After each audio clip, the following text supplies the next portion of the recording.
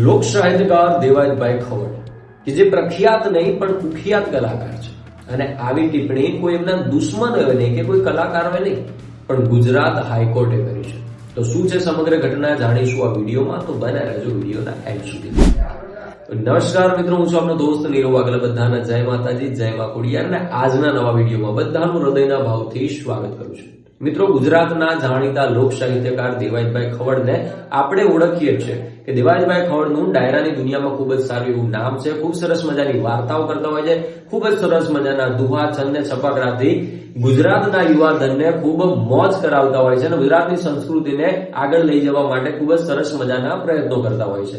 પણ એની સાથે સાથે લોક સાહિત્યકાર દેવાયતભાઈ ખવડની એક અલગ છાપ પણ ગુજરાતમાં આપણે બધા જાણીએ છીએ કે દેવાયતભાઈ ખવડ ખૂબ જ ગરમ મિજાજના માણસ છે, ખૂબ ગરમ મગજના માણસ છે. કારણ કે જ્યારે કોઈ પણ વ્યક્તિએ દેવાયતભાઈ ખવડનો વિરોધ કર્યો છે કે દેવાયતભાઈ ખવડની સામે કોઈ માથાકૂટ કરી છે, ત્યારે દેવાયતભાઈ ખવડે એ બધા જ લોકોને મુંહ તોડ જવાબ આપ્યા છે.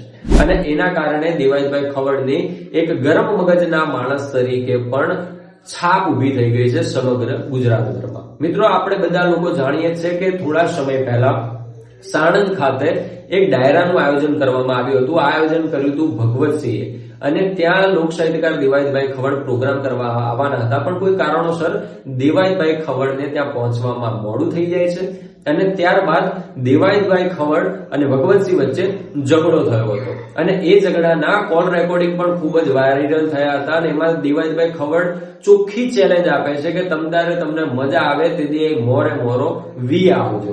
અને આના કારણે પણ દેવાયતભાઈ ખવડ ખૂબ જ એ દિવસોમાં ચર્ચામાં રહ્યા હતા. અને એના થોડા સમય બાદ તલાલાગીરમાં દેવાયતભાઈ ખવડના માણસોએ ધ્રુવરાજસિંહ ઉપર હુમલો કર્યો હતો, જ્યાં એમને મોરે મોરો મારી દીધો હતો. અને આ કેસે સમગ્ર ગુજરાતમાં ખૂબ જ ઉગ્ર સ્વરૂપ પણ ધારણ કરી દીધું હતું. અને હમણે થોડા દિવસ પહેલા એક એવા સમાચાર સામે આવે છે કે ભગવતસિંહ વચ્ચે અને દેવાયત ખવડ વચ્ચે સમાધાન થઈ જાય છે. મિત્રો, વિચાર તો કરો કે જે ઝઘડાએ સમગ્ર ગુજરાતને વિચારો કરવા માટે મજબૂર કરી દીધા હતા, કે જે લોક સાહિત્યકાર દેવાયતભાઈ ખવડને આપણે આટલા સારી રીતે જોઈએ છે, એ લોક સાહિત્યકાર દેવાયત ખવડે કોઈ વ્યક્તિને ઉપર હુમલો કર્યો અને સામેવાળા વ્યક્તિઓએ પણ દેવાયતભાઈ ખવડને ઘણા બધા ટોર્ચર કર્યા હતા અને ઘણી બધી રીતે બંનેનો ઝઘડો લાંબો ચાલ્યો હતો. તો બધા જ લોકોના મનમાં એવું હતું કે આ ઝઘડો ક્યારે પણ પૂરો નહીં થાય. પણ થોડા જ સમય બાદ આપણને એવા સમાચાર મળે છે કે બંને વચ્ચે સમાધાન થઈ ગયું છે.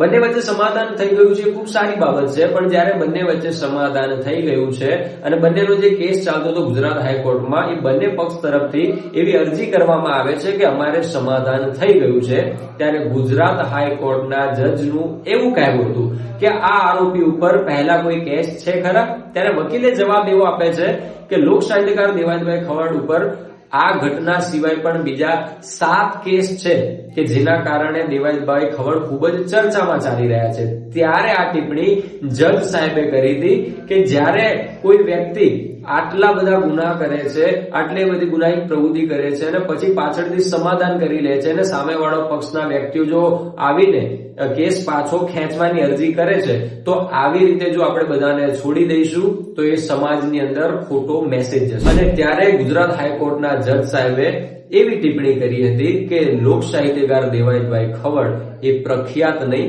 પણ કુખ્યાત કલાકાર છે. મિત્રો, કોઈ પણ વ્યક્તિને તમે જયારે વધારે પજવવામાં આવે ને, ત્યારે એની અંદર રહેલો કાળ કે એની અંદર રહેલો ગુસ્સો બહાર આવી જ જતો હોય છે. અને ક્યારેક ને ક્યારેક દેવાયતભાઈ ખવડ સાથે પણ આવી જ ઘટના બનતી હોય છે. પણ જ્યારે પણ કોઈ વ્યક્તિએ દેવાયતભાઈનો વિરોધ કર્યો છે કે દેવાયતભાઈ ઉપર ખરાબ ટિપ્પણીઓ કરી છે, ત્યારે દેવાયતભાઈ ખવડે એનો મુંહતોડ જવાબ પણ આપ્યો છે. અને એ બધા કેસમાં દેવાયતભાઈ ખવડ જેલવાસ પણ ભોગવીને આવ્યા છે. તો મિત્રો, આ સમગ્ર ઘટનામાં તમારા શું અભિપ્રાય છે કમેન્ટ બોક્સમાં જણાવવાનું ભૂલતા નહીં. વિડીયોને લાઈક કરવાનું ભૂલતા નહીં, ચેનલને સબસ્ક્રાઇબ કરવાનું ભૂલતા નહીં. તો નેક્સ્ટ વિડીયોમાં નવા ટોપિક સાથે મળીએ છીએ. તો એની સાથે આ વિડીયોનો અહીંયા જ એન્ડ કરું છું. તો બધાને જય માતાજી, જય મા ખોડિયાર.